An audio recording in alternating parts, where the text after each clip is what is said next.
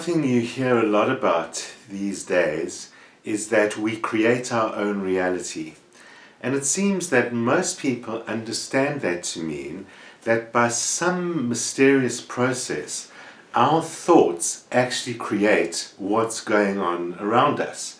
And the world is not some standalone objective thing of its own, but is actually being created by us or co-created by us, as the expression often goes, that we have some kind of mutual consensus of reality, perhaps on a large scale, perhaps on a small scale in your family or with your loved one or something like that, and we literally create the world around us somehow through this process of thinking and believing things so.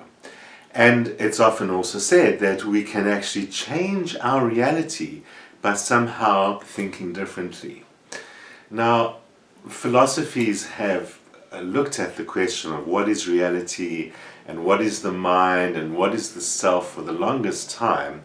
And what this idea seems to be is really a little bit of a confusion or scrambling of an important idea in the philosophical tradition, and especially in the discipline of Stoicism, which we are busy discussing on this show this year.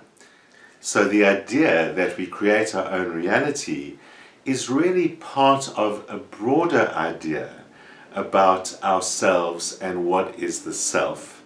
And in Stoicism, it addresses one of the key pillars of Stoicism, and that is called the Discipline of Assent. The Discipline of Assent is really about what does it mean that we create our own reality, and if that's the case, what can we do about reality? Can we change it, and can we change ourselves? In essence, the starting principle of the Discipline of Ascent is that our inner reality is not the same as objective reality. In fact, it's very clear that the idea of we create our own reality is not that by some a process, thinking, we project out into the world and make something happen out there objectively. In fact, it is about perception and how we value things and how we understand things and how we respond to things is really based on how we perceive them and the reality that we assign to them. So creating your own reality doesn't really mean that by some invisible process thought turns into a mechanical action and something physical appears in the world. In fact, Stoicism accepts that the world is objective. It exists entirely on its own, independently of you. If you died today, there'd be no you and the world would carry on. So the world is an objective thing, and our responses to it are subjective, and that is where we experience reality. How we value things and how we respond to things is based on the reality that we assign to those things. That's where reality is created, in our reaction and response and the value that we hold of things outside of ourselves. Think of that. It's a very powerful thought, because it literally means we do create what the world is, but that's not meaning in the physical sense. It means what everything is worth, not financially worth, but worth in terms of where does it fit in the world and where does it fit in our minds and what should we do about it. The Discipline of Assent from Stoicism says essentially you should only accept within yourself a way of seeing something or perceiving something that is objectively true. Any other truth that you experience about something probably comes from a judgment that you make. We make judgments about things all the time. So refusing to accept judgment and rather try and perceive something objective, that's the Discipline of Assent. So in making judgments all the time, one of the examples that our dear friend Marcus Aurelius says is that we constantly respond to what our initial impressions report. He says, do not elaborate to yourself beyond what your initial impressions report.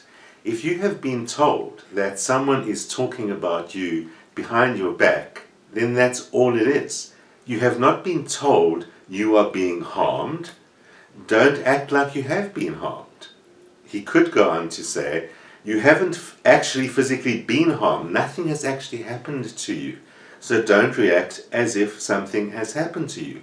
All you can authentically say is, someone spoke about me behind my back. In and of itself, that fact, that statement has no inherent meaning. Always stay within your first impressions and don't add your own thoughts. That is the discipline of assent. The same can be said about grief, and that's quite a powerful thought too. If you are grieving about some exterior thing, he says, then it is not that thing which is troubling you, but your judgment about that thing. The things that we most commonly grieve about are the stuff that we want that we don't get, or things which turn out differently than what we want or expect them to be. And it's our response to that, our judgment about how it should have gone, or what should have happened to me, or what I really wanted, that causes the pain and the frustration and the anger. The thing itself is neutral. It hasn't done anything. It's often literally a thing which has no life or intention of its own. And so we often react to these external things as if they did. Your judgment about the thing animates it, gives it value, and makes you react. The thing itself is really standing there quite neutrally. Be that a thing, be that a judgment, be whatever the case may be. Assent is really a form of mindfulness. It is about being aware of what's going on around you and how you are responding to everything that's going on around you. Assent asks us to ask ourselves continuously, what is the real value of this to me? What does this really mean to me? And so we learn to notice our own reaction as separate from the thing itself. Then we need to ask ourselves, does that reaction make any sense? And it is reason and logic which will guide whether that makes sense. We literally use common sense and logic. And so Stoicism is in many ways attractive to people these days because it is not so much based on very strict beliefs and a particular spiritual worldview or anything like that. It is largely based on common sense. The foundational principles of Stoicism say the world is like this. You can either deal with it as it is and understand that your emotions are added on top of that. It's a bad world, it's a good world, things are good or bad. That's your judgment of things, added on top of things. More about that in a few minutes' time. And there isn't some deeper meaning that you are required to look for. You could have a deeper meaning. Whatever your beliefs are, God and karma and whatever they may be, are not relevant. Stoicism says the starting point is what really is, what the world really is, in other words, objectively outside of you and independently of you, and finding yourself in that. So, hurt, pain, grief, all of these things are reactions to things. They are not the thing itself. And the fact is that things themselves are not under our control. Our reactions to those things are under our control. It's another very fundamental idea of Stoicism that you will see coming up again and again on all the shows over the year that we do about Stoicism, and that is that it is only reasonable, it is only sensible to complain about or react to those things which you do have control over, reacting to things that you don't have control over, especially reacting in a way that changes your emotions, makes you vulnerable, and especially vulnerable to negative emotions like hurt, pain, grief, etc. If you don't control what is causing the hurt, pain, or grief, then your reaction is one step beyond what is necessary, because the correct reaction would simply be to say, well, it is my reaction, and that part I'm in control of. I can feel hurt, or I can think and feel perhaps something else about this. It's similar to like if we're stuck with something that's not working for us, and something that we can't do, and there's nothing that can be done about it. It's like stuck in your car. You're on your way to an extremely important meeting. It's critical, it's life or death. And your car breaks down. Most likely, you'll get extremely frustrated, you'll get extremely anxious, you might rant and rave and scream and shout and do all of those kinds of things. You might kick the wheel of the car, and hurt yourself in the process. All of that happened to the car itself and its breakdown or its flat tire is not inside your control. Therefore, says Marcus Aurelius, it is illogical to react to it and scream and shout at it and get all upset about it, because it doesn't know and it doesn't care, and it's not going to change anything when you do that. It's as simple as the reaction doesn't change anything. How useful is this reaction? So in that situation, we need to accept the circumstances and think of something that we can do.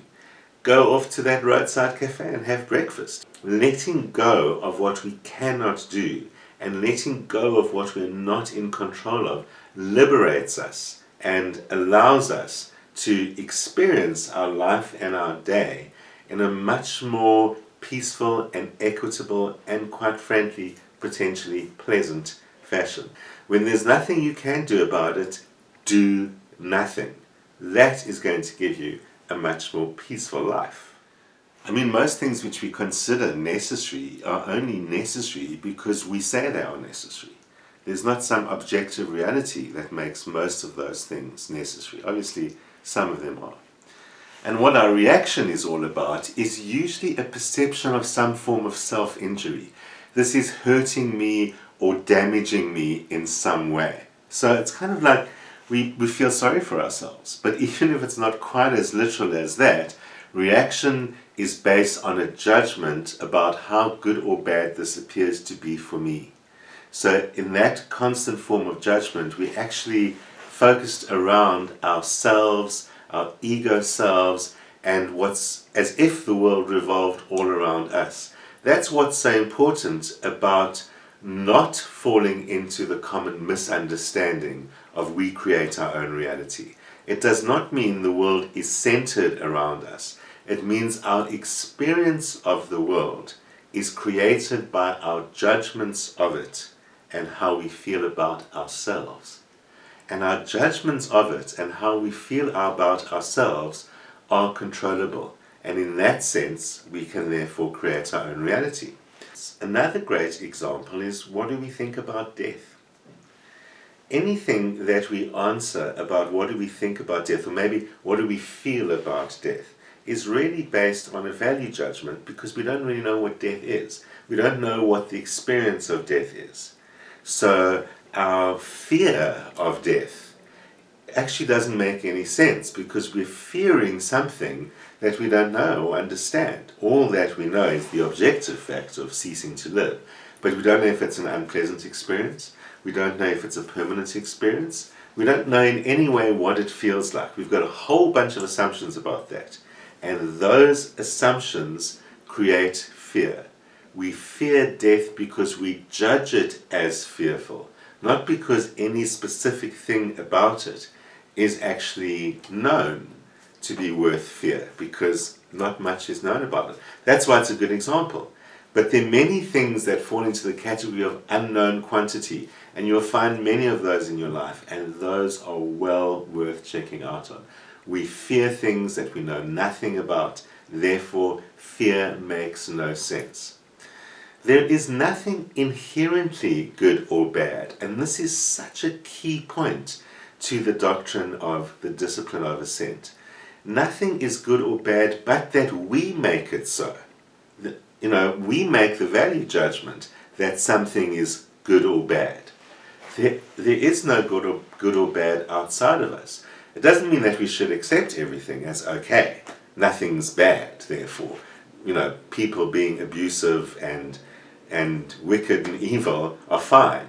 It isn't about that at all. In fact, the philosophers of Stoicism go on to say the only value judgments which are authentic and true are the judgment of what is morally good. When we recognize what is morally good and that evil is morally evil, and that other than that, something which is neither morally good or morally evil is indifferent. That's what it means to understand that nothing is good or bad. There are moral, or you can call them ethical if you like, there are moral goods and evils, and those are mostly decided by society and those kinds of things, and we generally know what they are. They're often couched in religious terms and passed on by religious traditions and so on, but actually those things we are capable of also knowing for ourselves. So moral good and moral evil is something that is a circumscriber of our behavior. But outside of that, you can't say anything is good or evil. We can argue about morally good and morally evil, obviously, as being somewhat subjective. That isn't really the point here. The point is our decisions of that's good for me, that's bad for me, that affects me good, that affects me bad. It's that where Marcus and Epictetus says, is it a moral good or moral evil that you're talking about in terms of how it is for you? If it isn't, then you should be indifferent. It isn't either good or bad. And that causes us to let go of a lot of what we believe is bad for us. It causes us to let go of a lot of what we believe is good for us as well. But letting go of all of those things helps us detach, which is, of course, one of the most important spiritual principles that we are forever in search of. Epictetus tells us we must examine our impressions of things, and the impressions of things are kept within us. So most of what we experience of the world, we form impressions of, and then we maintain those impressions inside ourselves. And then we think those are the things. And that's, again, us creating reality. Marcus explains that indifference very well in his meditations, and this is from book 11, where he says, to live one's life in the best possible way, the power to do that resides within our soul. If we are capable of being indifferent to indifferent things, things remain immobile, whereas it is we who engender judgments about them, and as it were, write them down within ourselves. But it is possible for us not to write them down. It is also possible to erase them immediately. And it's a powerful image he conjures up. And we respond. Things themselves do not produce reactions, we react to them. The discipline of assent is ultimately about eliminating value judgments of things which don't depend on us and therefore don't have any moral value. The commentator Pierre Hadot says, the phenomena of nature and of events of the world, once they are stripped of the adjectives terrifying, frightening, hideous, dangerous, repulsive, which humankind in its blind anthropomorphism applies to them, appear in all their savage beauty.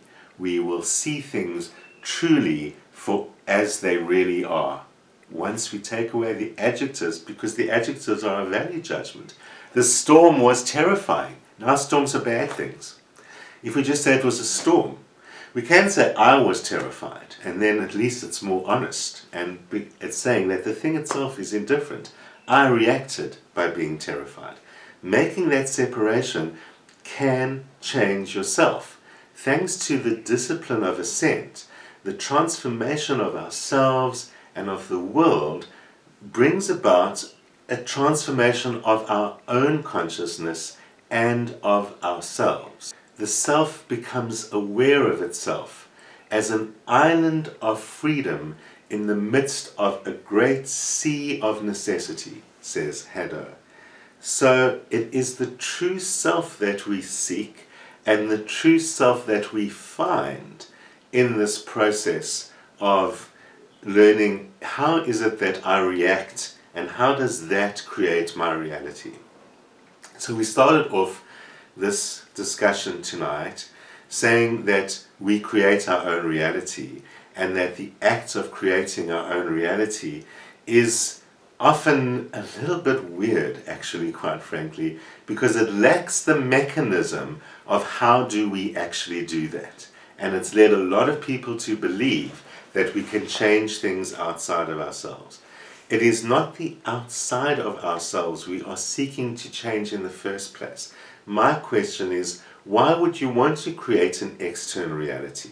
Why would you want to change things outside of yourself? You can create an external reality that is lovely and beautiful and where everything's peaceful and all of that, but you're not in control of it. And things will happen that will generate reactions in you, and soon enough you'll be feeling unhappy and needing to start all over again and somehow controlling that reality outside of you.